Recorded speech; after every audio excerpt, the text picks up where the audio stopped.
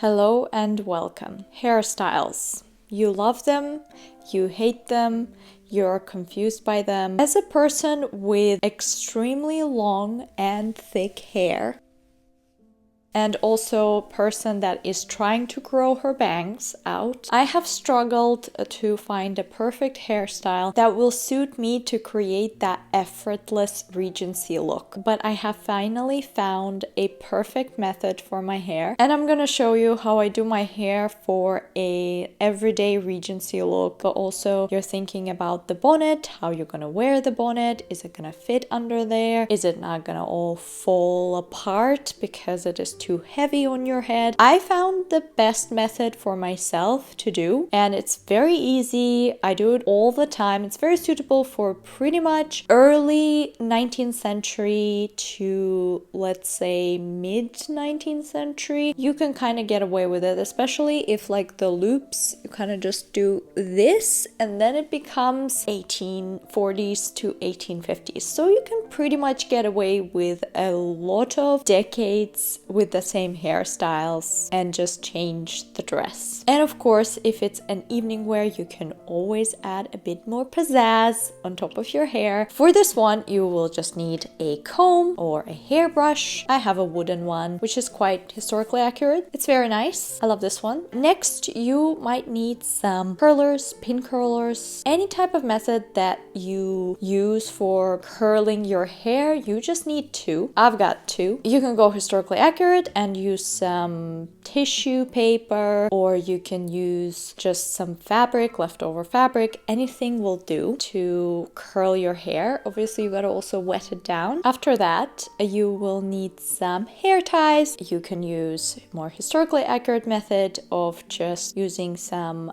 fabric scraps. I've used fabric scraps sometimes, so it just depends, whatever is easy for you. And also hairpins, multiple hairpins would do, especially if you have very thick hair, so that it holds. You need also some water, so I'm just gonna grab some water real quick. Water has been acquired.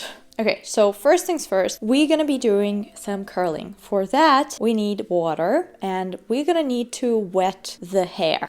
And then just gently water it, and this is pretty much okay. It's not super wet, but it's good. Now we're gonna take the curler and then we're gonna curl it. So I usually curl it, I put it at the top of the hair and then I curl it, make sure that the end is not sticking. So I just kind of tuck it in and then I roll to the top like so. And then there ends here. So I'm gonna just fold to the front, boom, and it stays like that. Now you do the same thing with the second side.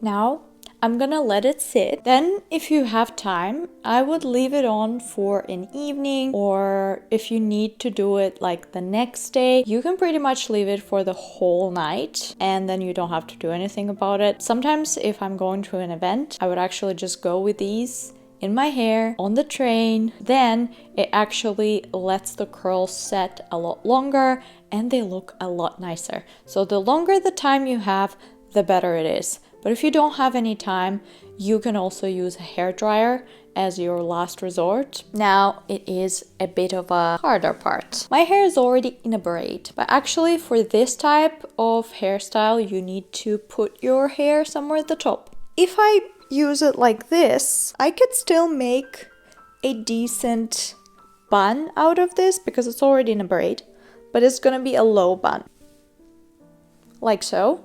And then you pin it. You made it as a cinnamon bun. You take one pin, you put it in, boom.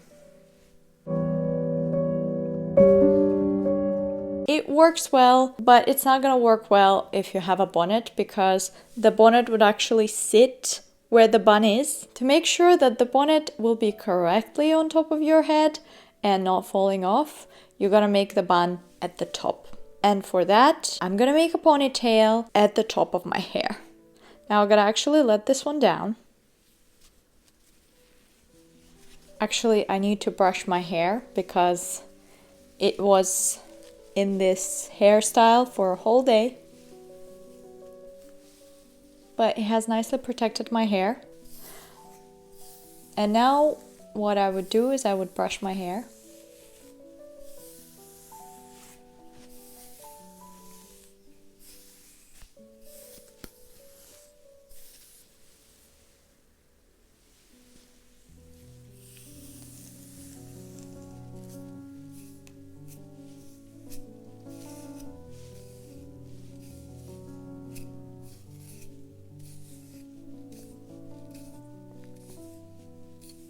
I also make sure to brush all the little knots at the beginning, and after that I go up and then make sure that I get to the knot. So I'm not actually pulling, I'm just gently brushing my hair. And also it's very nice, it's very soothing when you just take time to brush your hair instead of yanking it.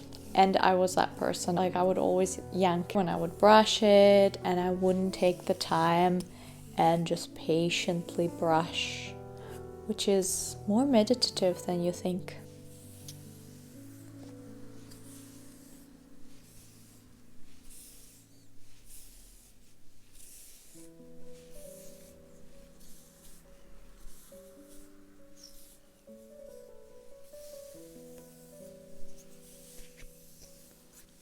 Ta-da! What I'm gonna do is I'm gonna make a ponytail at the top of my hair. If you want to take a bit more time, you can actually brush the top and make sure that you don't have any like weird situations going on. The first one is obviously a lot easier just because you're not doing the ponytail. I grabbed another elastic because it's the one that holds my hair the best.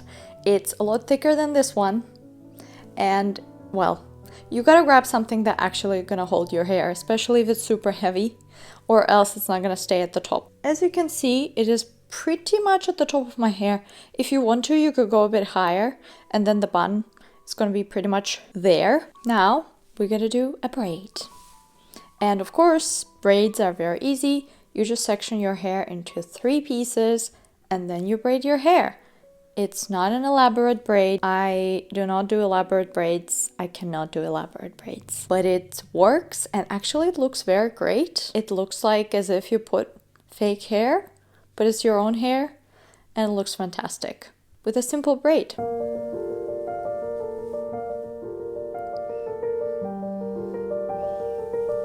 And because your hair is already in a ponytail, it's very easy to braid it. You don't have to make sure that it's already at the top of your head.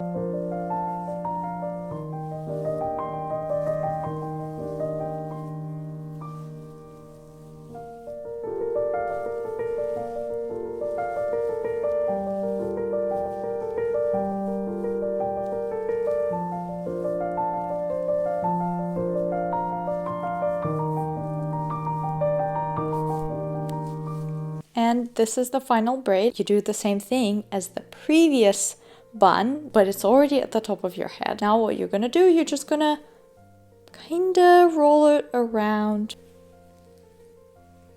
You can a bit maybe squish it so that it is not too sticking out. So I like to make it like a cinnamon bun. You make sure that the tail goes under, and then it's kind of like that. Very cool and very historically accurate.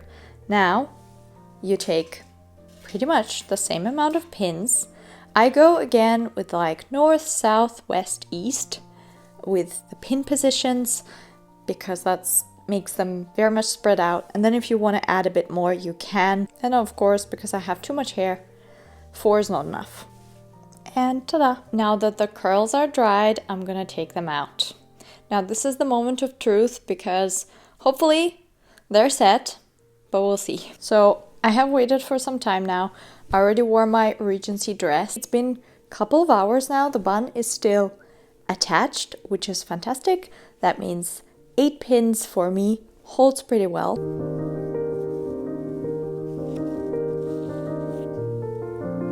That is good. This is a very good sign. Now I'm gonna take the brush.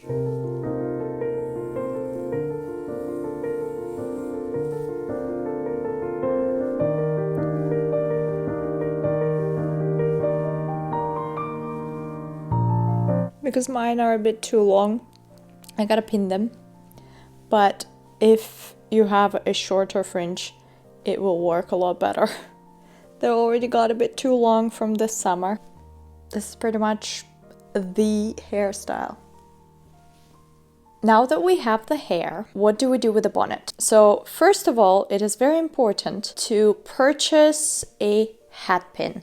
And actually, I got this one in Bath when I was at Jane Austen Festival last year. Basically, the bun is going to be very helpful, especially when it's at the top, because this needle is going to go through the bonnet and then through the bun. So I'm just going to put it on top of my head, make sure that everything is in place. Imagine my bun was a lot lower. The bonnet wouldn't sit right. Right now, the bun is in the correct place and the bonnet is sitting correctly. But of course, it is gonna fall off because, you know, the more you wiggle your head, it's gonna fall off. I guarantee you.